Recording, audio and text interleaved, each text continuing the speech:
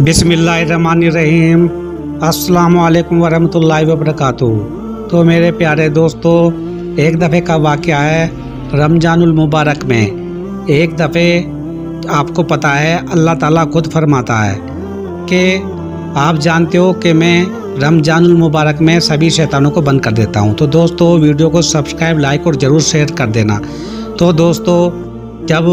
हर कोई रमज़ानुल मुबारक में इबादत के लिए अपना वक्त हमेशा अल्लाह के लिए खर्च करता है, तो आपको बता दें तो शैतान उस टाइम बड़े ही परेशान हो जाते हैं। इतने ज़्यादा परेशान होते हैं क्योंकि जो रोज़ेदार वाले होते हैं रमज़ानुल मुबारक में, वो अपना रोज़ा रखते हैं और मस्जिद में जाते हैं, नमाज अदा करते हैं। तो आपको बता दें नबी करीम सल्लल्लाहु अलैहि वसल्लम ने फरमाया कि जो रोज़ेदार है और उसकी सांस की जो बदबू है वो अल्लाह ताला को इतनी बेहद पसंद है कि पूछो मत। क़यामत के दिन उसी बदबू से अल्लाह ताला अपने बंदों को पहचान लेगा। तो दोस्तों, वाक़या यूँ होता है, एक दफ़े की बात, एक शैतान एक दफ़े मस्जिद के बाहर खड़ा हुआ था। तो आपको बता दें तो एक दरवाजे पे ही खड़ा हुआ था एक मोमिन जो नमाज़ पढ़ने के लिए गया हुआ था, लेकिन किसी काम की वजह से वो मस्जिद के दरवाजे पे ही रुका रहा और शैतान वहाँ खड़ा रहा। लेकिन एक अंदर भी मस्जिद के अंदर एक नेक बंदा वो नमाज अदा कर रहा था, लेकिन जो वो नमाज अदा कर रहा था, अब वो रोज़ेदार शायद नहीं था, लेकिन जो ये बाहर खड़ा था ये रोज़ेदार था। तो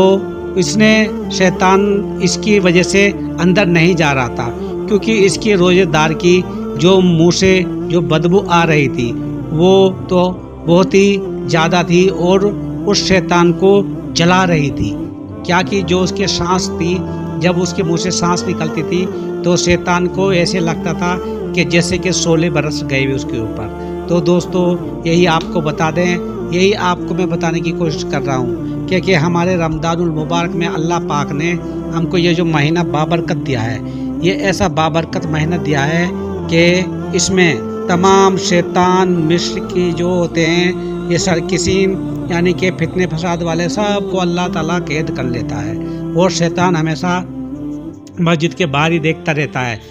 कि कोई मुझे फंसे तो मैं उसको कुछ करूं, लेकिन जो अल्लाह का मोमिन है, जो अल्लाह की इबादत करने में मशरूक है, तो वो नहीं मानता। तो दोस्तों, एक दफ़े एक बुजुर्ग मस्जिद की तरफ गए तो आपने मस्जिद के दरवाजे पर शैतान को हैरान परेशान खड़े हुए देखा। उन्होंने शैतान से पूछा, क्या बात है? तू शैतान ने कहा, अंदर देखिए। उन्होंने अंदर देखा तो मस्जिद के अंदर एक शख्स नमाज पढ़ रहा था और एक आदमी मस्जिद के दरवाजे पर खड़ा था। किसी काम की वजह से मस्जिद में ना जा सका, तो यही शैतान बता रहा है उस बुजुर्ग को, यानी कि एक मोमिन को बता रहा है शैतान के कैसे कैसे वाक़या है। तो करीब सो रहा था,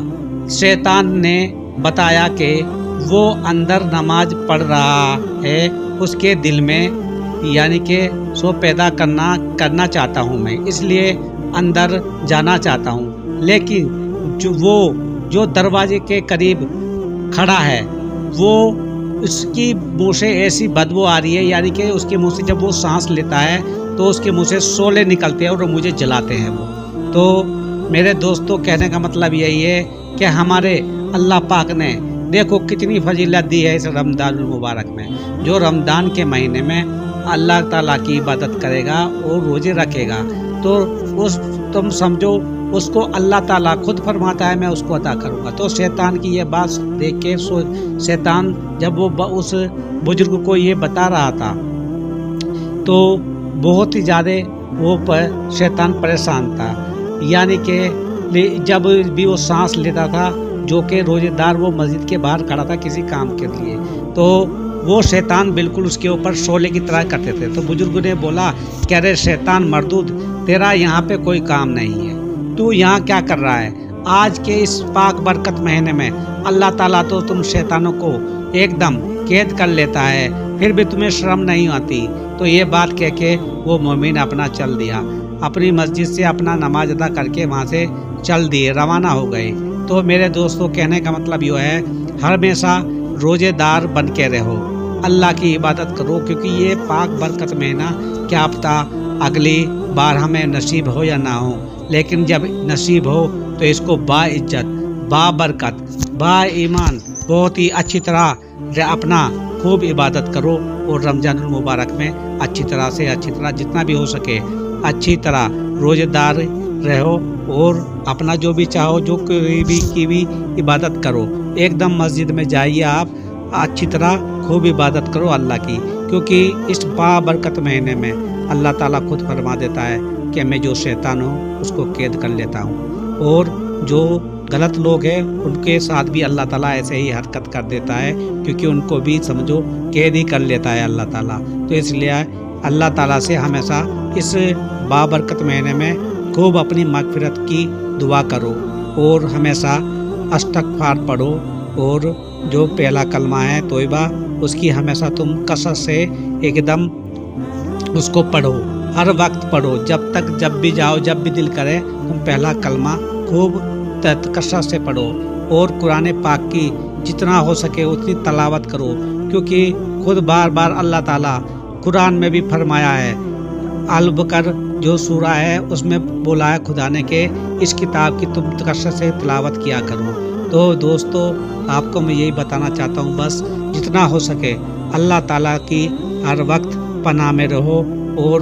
ہمیشہ اس بابرکت مہینے میں ہمیشہ جتنے بھی ہو سکے اتنی تم عبادت کرو۔ اور دوستو سب سے بڑی فضیلت اس ماہ رمضان کی یہی ہے کہ اگر آپ ایک آدمی کو افطار کراؤ گے تو تم کو پتہ ہے ایک تو تمہیں اس کا افطار کرنے کا